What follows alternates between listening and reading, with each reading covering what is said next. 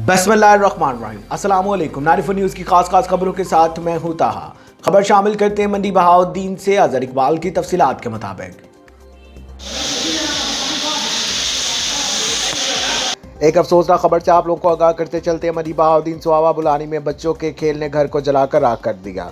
तफसीलात के मुताबिक 2 कमसिन बच्चे लैटर के साथ खेल रहे थे। अचानक घर में आग भड़क उठी। रिपोर्ट के मुताबिक खुशकिस्मती से कोई जानी नुकसान नहीं हुआ, लेकिन कीमती सामान जलकर खाक सतर हो गया। मंडी बहाउद्दीन रेस्क्यू 1112 ने बर वक्त कार्रवाई करते हुए आग पर काबू पा लिया।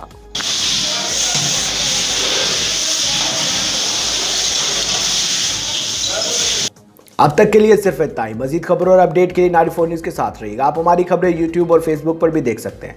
अपना ख्याल रखिएगा। अल्लाह हाफ़िज़।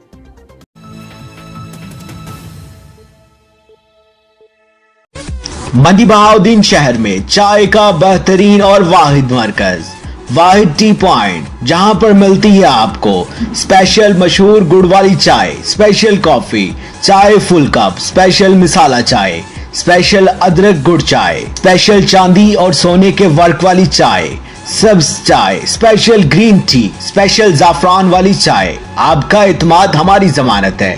जायके में तो हम वैसे ही बेमिसाल हैं।